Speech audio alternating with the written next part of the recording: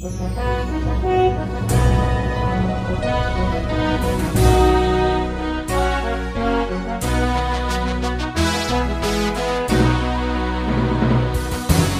bagi saudara sekalian. Marilah kita siapkan hati dan pikiran kita untuk mendengarkan firman Tuhan. Kita berdoa. Kasih karunia dan damai sejahtera dari Allah Bapa kita dan dari anaknya Tuhan Yesus Kristus menyertaimu. Amin. Jemaat yang terkasih dalam nama Tuhan Yesus Kristus, firman Tuhan yang menjadi nas khotbah epistel Minggu tanggal 29 September tahun 2024 tertulis dalam kitab Injil Markus pasal yang ke-9 ayat 38 hingga ayat yang ke-50. Beginilah firman Tuhan. Kata Yohanes kepada Yesus, "Guru, kami lihat seorang yang bukan pengikut kita mengusir setan demi namamu.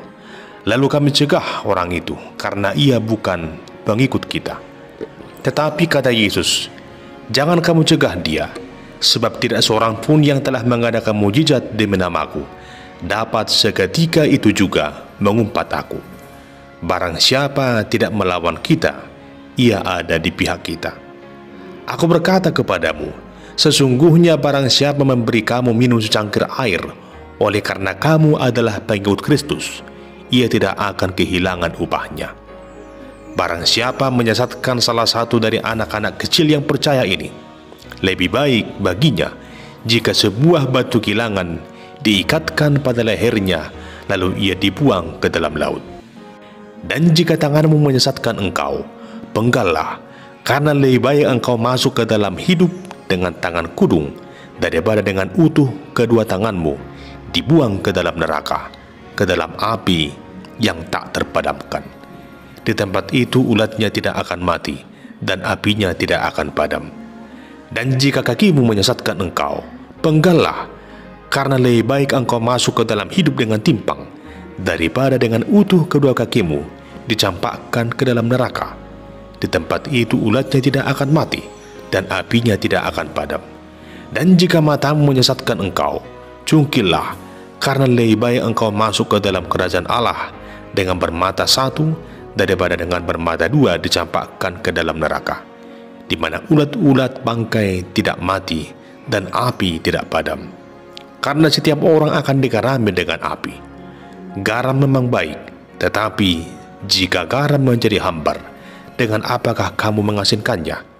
Hendaklah kamu selalu mempunyai garam dalam dirimu, dan selalu hidup berdamai yang seorang dengan yang lain."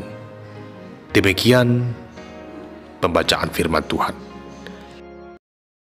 Saudara terkasih, sesungguhnya Tuhan telah menciptakan kita dengan begitu agung, di mana Ia memberikan anugerah, talenta, dan beragam hal dalam hidup ini yang tentunya berbeda-beda.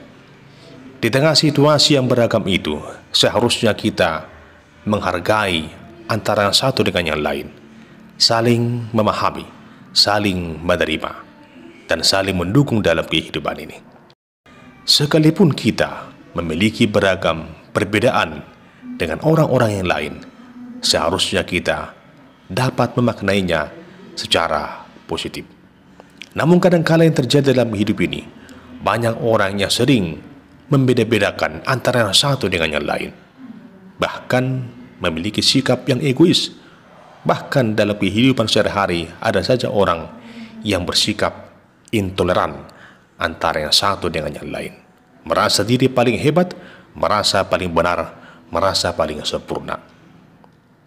Jemaat yang terkasih dalam nama Tuhan Yesus Kristus, firman Tuhan saat ini mengesahkan percakapan antara Tuhan Yesus dengan para muridnya yang diwakili oleh Yohanes.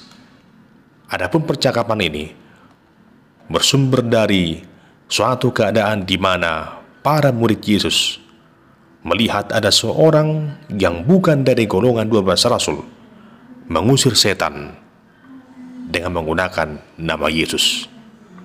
Namun situasi itu dipandang oleh para murid sebagai sesuatu hal yang ganjil. Lalu mereka sampaikan kepada Tuhan Yesus apa yang telah mereka Lihat itu. Mereka katakan bahwa para murid itu mencegah orang tersebut dengan alasan orang tersebut bukanlah dari golongan 12 rasul pengikut Yesus.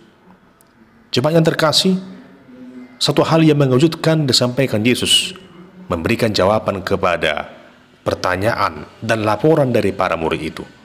Tuhan Yesus berkata, "Jangan kamu cegah dia, sebab tidak seorang pun yang telah mengadakan mujizat demi namaku dapat seketika itu juga mengumpat aku." Di sini kita melihat bagaimana Tuhan Yesus memberikan sebuah pengajaran kepada para murid bahwa setiap orang yang menggunakan nama Yesus, sesungguhnya orang tersebut adalah seorang yang percaya akan nama dan kuasa Yesus. Mustahil seseorang itu satu ketika menggunakan nama Yesus untuk mengadakan mujizat, namun dalam satu waktu yang berbeda ia juga mengumpat nama itu. Namun di sini Tuhan Yesus memberikan sebuah pengajaran kepada para murid bagaimana mereka sungguh menghargai setiap orang, memahami bahwa penggunaan kuasa nama Yesus bukan hanya diperuntukkan bagi para rasul itu, namun kuasa Yesus dapat dinyatakan oleh setiap orang yang percaya kepadanya. Situasi ini mungkin sering kita hadapi di tengah-tengah pelayanan, di tengah-tengah kehidupan sehari-hari, di mana kadang-kala ada seseorang yang merasa bahwa apa yang ia lakukan adalah yang paling benar. Mungkin ada yang merasa bahwa gereja lah yang paling benar, pelayanannya lah yang paling sempurna. Di luar daripada itu tidak sempurna. Sering hal yang demikian terjadi dalam kehidupan kita, terlebih di tengah-tengah persekutuan bergereja. Akibatnya, apa yang seharusnya kita lakukan dengan maksimal tak dapat terrealisasi oleh karena adanya sikap egosentrisme yang begitu tinggi.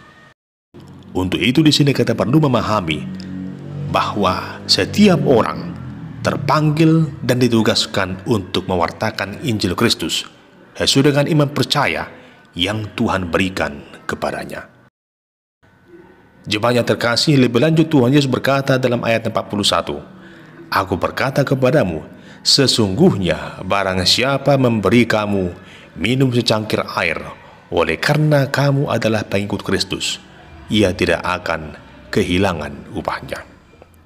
Di sini kita perlu memaknai bahwa perbuatan baik yang dilakukan seseorang kepada seorang pengikut Kristus adalah satu hal yang perlu disyukuri dan perlu dihargai.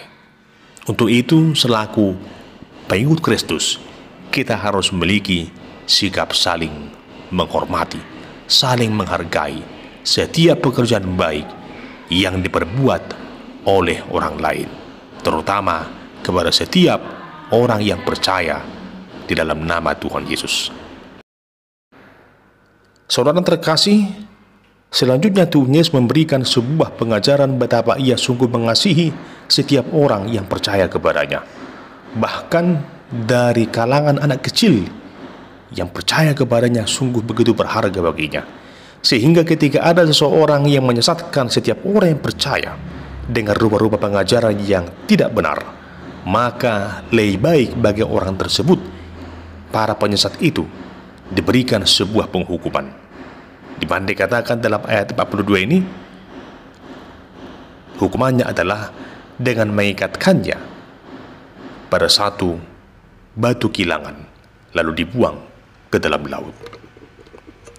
Jemaat yang dikasihi Tuhan, untuk itu di sini kita melihat bahwa setiap orang dituntun untuk memberikan pengajaran yang baik dan benar, supaya setiap orang sungguh-sungguh semakin dekat kepada Tuhan.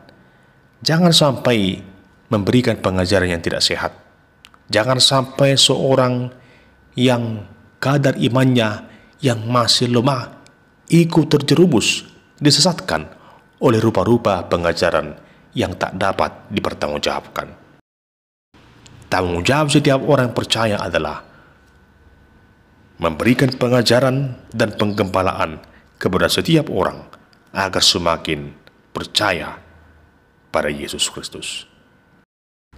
Selanjutnya, saudara terkasih, di sini kita melihat bagaimana Tuhan Yesus memberikan sebuah pengajaran kepada setiap orang percaya agar sungguh-sungguh menguasai dirinya, menguasai tubuhnya, agar jangan sampai oleh karena keinginan daging membuatnya terjerumus ke dalam dosa. Dalam bagian ini Tuhan Yesus memberikan sebuah perumpamaan. Jika oleh karena bagian-bagian tubuh kita ini membuat kita jatuh dalam dosa, maka lebih baik kita kehilangannya daripada kita memiliki semuanya dengan utuh, namun kita masuk ke dalam penghukuman. Tentunya hal ini bukan hendak mengajarkan agar kita memahami secara harfiah. Namun makna dari pernyataan tersebut adalah agar setiap orang mampu menguasai hidupnya, menguasai tubuhnya, menguasai pikirannya, agar jangan sampai oleh karena hawa nafsu membuatnya terjerat ke dalam dosa. Jemaat yang terkasih, sebagai orang percaya, kita patut melakukan beragam hal yang baik dan berkenan kepada Allah.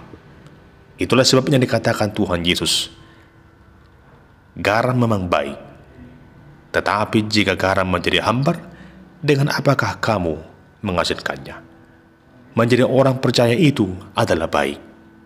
Namun, tidak cukup hanya percaya saja, tetapi menjadi orang yang percaya dan sungguh-sungguh memiliki makna bagi orang lain. Seperti garam yang punya makna dalam sebuah makanan, demikian juga halnya kehidupan orang percaya hendaknya bermakna. Jika garam tidak lagi asin, dengan apakah garam itu akan diasinkan? Tentu garam itu akan dibuang. Jika orang Kristen tidak lagi maknai panggilannya sebagai orang Kristen untuk mewartakan Injil dan membawa setiap orang semakin dekat kepada Yesus, untuk apakah gunanya label percaya itu yang miliki? Tentunya di sini sungguh merupakan sebuah perenungan dan panggilan bagi kita agar kita menjadi pengikut Kristus yang sejati, sungguh-sungguh memaknai panggilan kita untuk menyatakan kebaikan dan kebenaran seperti yang Tuhan kehendaki di dalam kehidupan kita dan di dalam kehidupan setiap orang.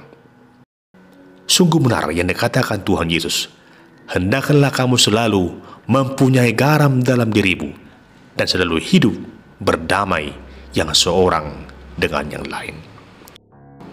Oleh karena itu, saudara terkasih, marilah kita sungguh-sungguh mengandalkan Tuhan yang telah memanggil kita, yang telah menebus kita, menjadikan kita murid-Nya, untuk melakukan beragam hal dengan penuh kuasa dari Kristus, Sang Juru Selamat hidup kita, sehingga setiap orang datang dan percaya pada Yesus, merasakan anugerah keselamatan, merasakan pertolongan yang bersumber di dalam nama Tuhan, sehingga dengan iman percaya yang teguh tersebut, nama Tuhan semakin dipermuliakan dan semakin banyak orang yang mengaku dan percaya bahwa pertolongan kita adalah di dalam nama Tuhan. Amin. Kita berdoa. Ya Tuhan Allah Bapa kami sungguh mensyukuri bahwa pertolongan yang Kau berikan sungguh sangat sempurna. Pertolongan itu adalah di dalam nama-Mu yang kudus itu.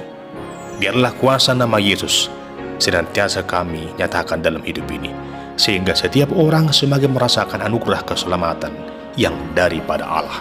Tuntun kami menjadi garam yang mampu menggarami, menjadi teladan dalam kehidupan ini, sehingga setiap orang semakin mensyukuri anugerah yang daripada-Mu dan sungguh-sungguh mengaku percaya bahwa pertolongan kami sungguh nyata di dalam kuasa nama Tuhan Yesus. Amin.